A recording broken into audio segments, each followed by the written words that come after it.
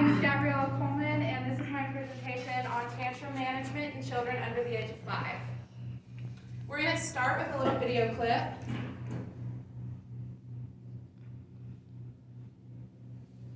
If there's no audio, it's fine, we don't need it. So, before we finish the video, I just want to say this is sort of an example of what a tantrum may look like. And I want you to pay attention to what the child is doing in addition to what the parent is doing as this is going on, or the caregiver. I don't know if that's his parent or not. And the kid's screaming here. I can make a noise. Ah! Ah! He's very upset. It's kind of funnier without the noise. So he's shaking, he's being violent. Running around, throwing things. The entire time he's doing this, he's screaming. He's on the ground now. This is a birth control ad, but moving on. What do you guys notice that the parent did as this was going on? Stood back. Exactly. That is an example of what not to do when a child is upset. Done with that? Okay. All right. Using the following tools, this is the first step is understanding whenever you're handling a tantrum. You're going to have to interact with children at some point. It is inevitable. Even they're people just like us, and even if you don't have your own kids, your siblings could have kids. You go to the grocery store, kids might be there. Chances are you're going to have to interact with them at some point. And being able to interact with them with minimal trauma is ideal. I've been observing clinically in schools since my sophomore year of high school. I volunteered in 3 elementary schools, 1 early childhood center, and 2 high schools. I also have a sister that's 9 years younger than me. So this is the first step, understanding, of 3 steps, understanding, empathizing, and diverting. The key to understanding is just understanding what tantrums are and why they happen. According to a 2020 article by Kids Health, the expert Dr.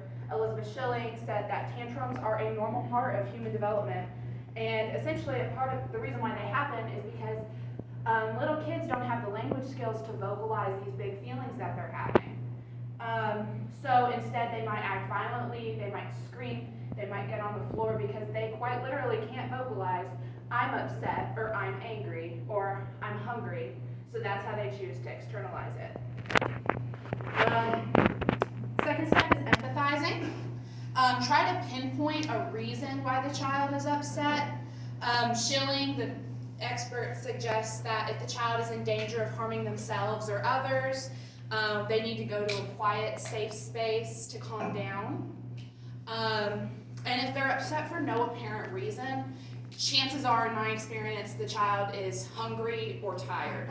Especially if they scream, I'm not tired! Like that, they are most definitely tired. I've said, in my experience, just watching other people, do not yell or threaten the child, especially with violence, just because most of the time that makes it worse. Even if ethics don't apply, you can never de-escalate a situation by escalating. Finally, another thing you can say is, I can tell you're having a big feeling, I'm sorry you're sad, but I'm trying to keep you safe, and asking if they want a hug. I would suggest not just going over and just hugging them, because a lot of people, especially kids, don't like being touched when they're upset, and that can further escalate. And finally, diversion. Diverting attention away from the object of the tantrum can seriously help. That can de-escalate. Here's little phrases you can say. I'm not going to read them to you because you guys can read, but I hate it when people are just reading off a slide. But it helps to give them a choice while maintaining your authority. Like, hey, you can't play with the stove, but you can play with this other thing. Or alternatively, it's time to go to school. You don't give them the option whether or not they go to school, but you can give them the option or control over what they wear to school. Little kids like having control like that. Also, alternatively, you can say, we can do this later. Or that desire to bite something in a healthy manner. And finally, I just wanted to say, tantrums are developmentally appropriate, not your fault and not the child's fault, and they almost always grow out of it. Now, according to Elizabeth Schilling in the article by Kids Health, she said, if the child is becoming incredibly violent, they're harming themselves and others a lot, they are, it's happening past a developmentally appropriate age, or if it's causing you or your significant other a lot of stress, then it might be good to consult that child's pediatrician to make sure that there's nothing else going on. The end.